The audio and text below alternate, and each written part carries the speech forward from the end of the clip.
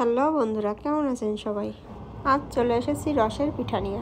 শীত আসলেই রসের পিঠাটা একটু বেশিই খাওয়া হয়, আর আমার এটি খুবই পছন্দের। এটাও আমার পছন্দের। আমি এখানে 2 লিটার দুধ জাল করে প্রায় 1.5 লিটার করেই রেখেছি, আর আপনাদের দাদা রস এনেছিল, সেটি জাল করে এভাবে ঘন করে নিয়েছি। এখন আমি দুধের ভিতরে রসটা দিয়ে এতে লবণ ও তেজপাতা দিয়ে ভালোভাবে জাল করে নেব। এটি একটু সময় নিয়েই ফুটাতে হবে। এখন আমি একটি বাটিতে গরম জল নিয়েছি। গরম জলের ভিতর আমি চাউলের গুঁড়া দিয়ে দিব।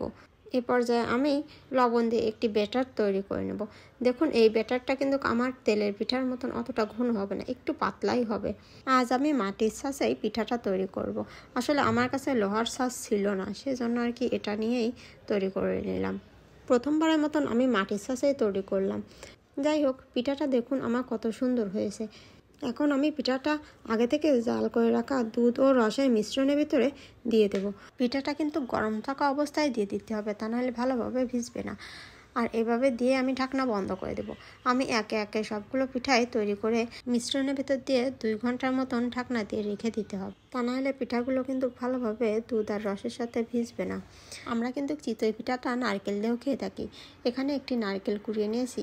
এখন চিতই পিঠার ব্যাটারের ভিতরে আমি নারকেল কুড়াটা দিয়ে ভালোভাবে মিশিয়ে নিয়ে কিছু চিতই পিঠা তৈরি করে নিলাম। 2 ঘন্টা পর দেখুন আমি পিঠাগুলো তুলে নিলাম। দেখুন আমার পিঠাগুলো কত সুন্দর ভিজেছে, তুলতেই পারছিলাম না, একেবারে নরম তুলতুলে হয়ে গিয়েছে।